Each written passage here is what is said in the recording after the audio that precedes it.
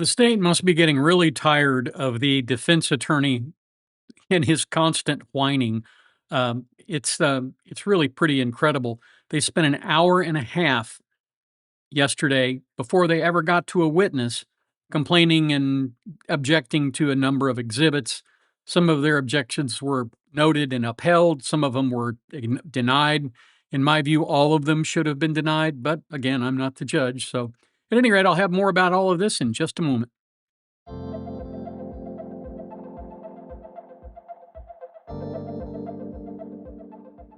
Hi, Tony DeWitt here, Missouri appellate attorney, retired. This is a trial channel.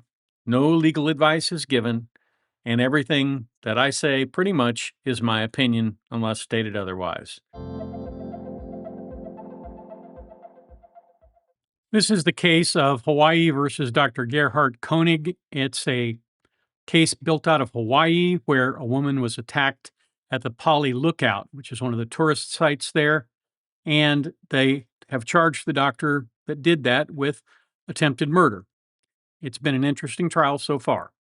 After arguing for an hour and a half about the different exhibits, probably one of the more important decisions that the judge made was to allow this first video of the officer arriving at the Pali Lookout and basically having his first look at the complaining witness and victim in the case, Ms. Koenig.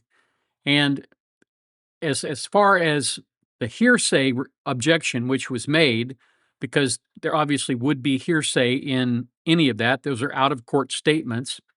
They did have, according to the judge, a non-hearsay purpose. It was essentially consistent with the testimony of other witnesses. Specifically, it was credible. Strike that. Specifically, it was consistent with the doctor who testified, and in addition to that, it was obviously consistent with her description of her injuries when she testified. So this is where that video picks up. It's the body camera from the officer who's on the stand. Okay, Corporal Chen, I'm going to play the video on the screen next to you and ask you some questions about it as we go through. So now publishing State's Exhibit 232. Okay, Corporal, what are we seeing right at the start of this camera? Oh, this is me driving to the scene. Okay, I'm going to fast forward a little bit until you get there. 10:38:04. So we're going to play at 10:38:04. And before I start playing, Corporal, what are we looking at before we start playing this on this freeze frame? Again, like in the photo, this is the entrance to the Palipuka Trail. And we're playing at 10:38:04.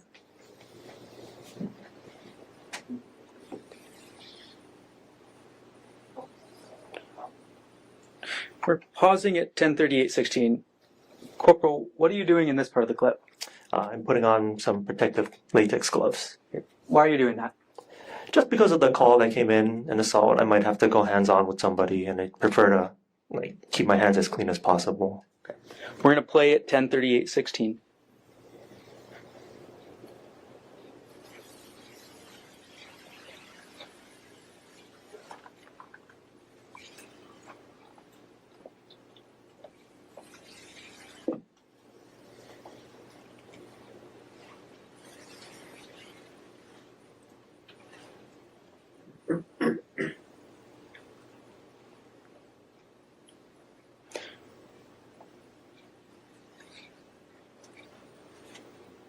This is one of the things that people who serve on juries tell people after the fact. They really hate the way things drag on in court. And as you can tell with all of the little blurs that I've put in there, I've cut down probably 6 minutes of testimony at this point because it was nothing but dead air and in unimportant things. We're not getting to the heart of the matter. He does explain what's going on here, but it's really odd that you would put so much dead air in front of a jury without explaining it to him, first. And it could be because this prosecutor is new or young and he just hasn't had the opportunity yet to learn some of the tricks of the trade. But that's what I would have done if I was going to play this video for a group of jurors. Corporal Chen, I'm pausing at 10:38:16. 3850. What are you doing waiting? I'm trying to see if there's any other backup come in, if I can hear anything inside the trail, see if the suspect is around, just trying to not to just rush in to the situation. Got it. Okay, playing at 10:38:50.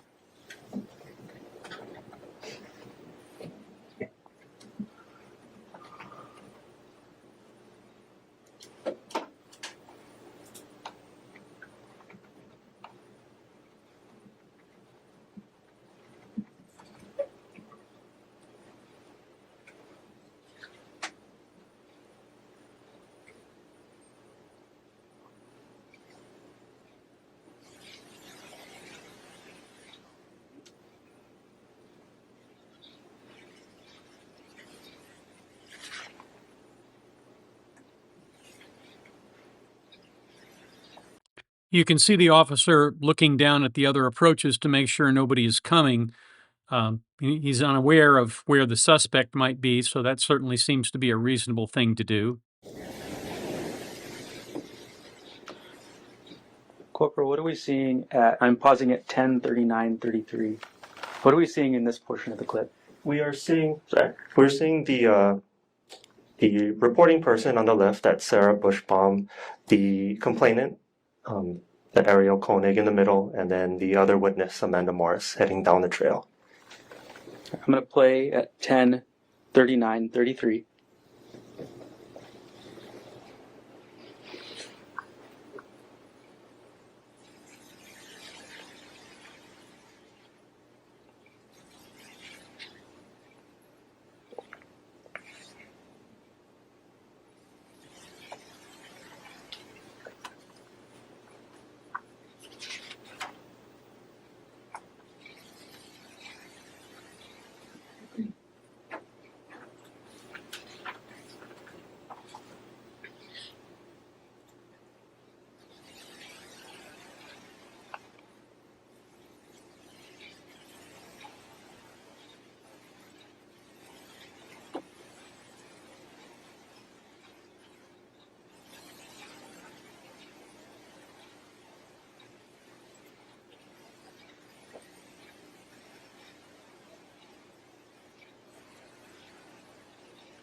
Scalp wounds do bleed a lot. There's no question about that. But you can see here that she's pretty well shaken up, and she certainly looks like she's been in a slugfest. She's been hit pretty hard in the head. And these are the kind of images I think that a jury really focuses in on when they look at the kind of crime that we have here. And if you notice where the injuries are, it looks to me like he used his knowledge of anatomy fairly consistently with an attempt at ending someone's life.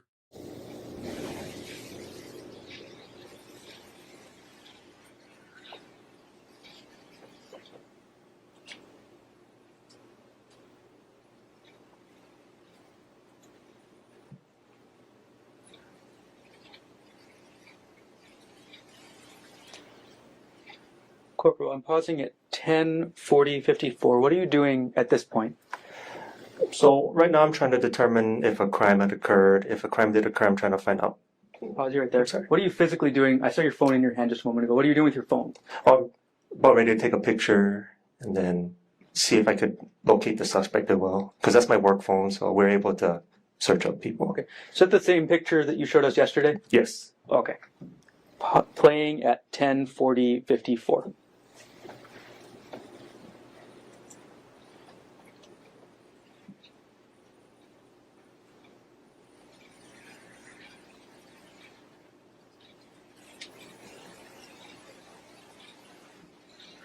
Do you find it odd that the police officer is just sort of standing there and that these ladies are in the process of treating her with first aid gear?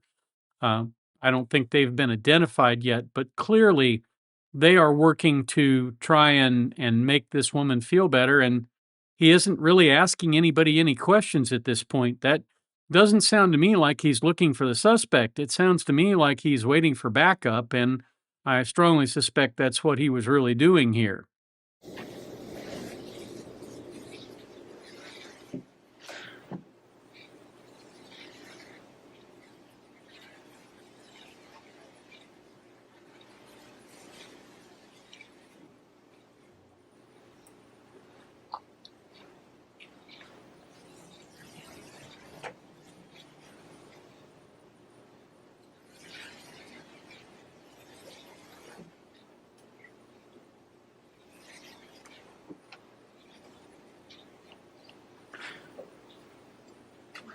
Okay, Corporal, I'm pausing at 10:41:45. Is it fair to say you see you kind of crouched down towards the ground at this point? Yes. Okay. What are you doing at this point? I'm trying to get any details on the suspect, what he was wearing, his description, so I can put it out over the radio. Okay. Okay, Corporal, I'm going to scoot ahead a little bit in time with the body cam. So now I'm scrolling ahead.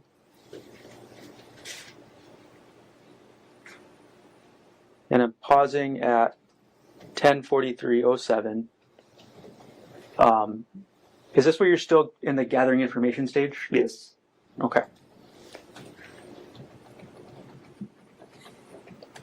I'm going to play at 10:43:07.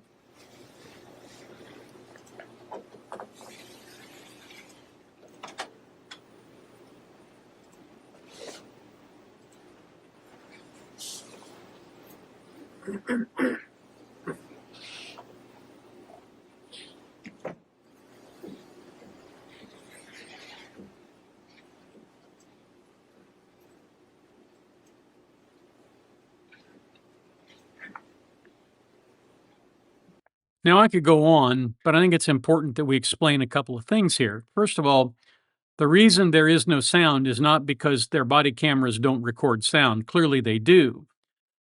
The reason there is no sound, as I said perhaps earlier, is that this was a hearsay objection to the audio portion of the video. There's really not a way to object to the visual portion of it if it documents what was seen. And clearly, he testified that it documented what he saw that day. It was on his body, for heaven's sakes. It had to have documented everything that he saw. But the words that are being used to describe the suspect and all of that are not coming in because they're hearsay, and the defense doesn't want them in. Now, when it's their turn to offer evidence, they probably do want some of that in. But again, the state can come right back and say, hey, you objected to hearsay, we're objecting to hearsay, and there's no legitimate purpose for you to get that information in. So, what's sauce for the goose tends to be sauce for the gander in these kinds of situations. I just think it's interesting that they're playing so much of this without the audio because you don't need a lot of audio to see what happened to this poor lady. And it tends to be, it tends to make it much more graphic. And in the video that I did earlier about why they used the graphic images to begin with, you can tell, this makes me angry when I see it. So I am certain that a reasonable juror sitting in that courtroom is inflamed by looking at that poor lady sitting there like that, and probably a little irritated at the defense for calling it a bleeding scalp wound. The other thing that they're trying to get across here is that she was essentially disoriented at the time that this happened. And there could be a lot of reasons for that. It could just be due to situational trauma, the mind kind of shutting down, but it also could be due to increased intracranial pressure. It could be due to bleeding inside the brain. They don't know any of that. And so the idea that you're wrapping her up in bandages while you wait for an ambulance, I guess, is a good thing. But to me, this is a lady who needs to get to the hospital, and they need to get to a hospital pretty quickly to take stock of what her injuries actually are. Because with all of that blood around her head, you really can't tell how badly she's injured. So I think it's good that they played as much of that video as they did. Now we have an evidence specialist who's going to testify, and she's going to bring in some of the photographs that she took at the time. When you arrived at the Poly Lookout, where did you go? Once I got out of the car, I assumed that we would be going to the scenic route where what I know to be the scenic route, which is a flat ground, but we ended up taking a hike. So did you expect to be going on a hike on March 24th? No, I did not expect to be going on any type of hike that day. Okay. What was the hike that you actually ended up going on? People call it the Palipuka hike. And were you actually able to go on the hike yourself? I was with assistance. I had a camera bag, and at some of the points I had to have the officer carry it for me because I had to use two hands to climb up. What kind of shoes were you wearing? I was wearing Vans tennis shoes. The flat bottom kind? Yes. Did you actually eventually get up to the trail? Yes, I got to a part where some of the detectives were waiting. Okay. Ms. Kopp, we're going to publish them one by one. So I'm going to publish states 31 right now. And we've got that on the screen next to you. And just so you know, to your right-hand side on the witness stand, there's a pointer stick. And if you need to refer to anything on the TV screen, can you please use that? Okay. Okay, with States Exhibit 31 on the screen now, first of all, can you tell us, what is this photo showing? This is showing the main trail that I was on, and this is where I was instructed to start taking photographs. Okay, you say main trail. How many trails were you looking at up there? There was this main trail, and then there was an area to the right of us that looked like it was kind of like a side trail to go off to walk towards the cliff area. All right, and from this photograph, or Exhibit 31, you said you're looking at the main trail? That's correct. Are you looking up or down the main trail? Looking up the trail. Okay. And this side trail you mentioned, where would that be in orientation to States Exhibit 31? It would be to the right. The purpose of this testimony, I'm pretty sure, was just to orient the jurors to where all of this happened so they could see what the vegetation and everything looked like. Many of them may not have been on the trail. I often find it odd that there are geographical wonders in an area, and the people who live there are like, yeah, it's been there forever, and they never go. So some of these folks who are on the jury probably have never been to the Poly Lookout. So it's helpful to have photographs to show exactly what the conditions are like, and as well as how dangerous some of those conditions were. We're not going to look at all of those, but I thought this was a pretty good day for the prosecution. The prosecutor who is handling the majority of the witnesses here is kind of picking up steam, gaining a little bit more confidence, and I think he's really tired of his defense counterpart objecting every time the wind changes direction. So, well, we'll just have to keep an eye on this trial. It looks like it's going pretty well at this point, and that's what I have for you this afternoon.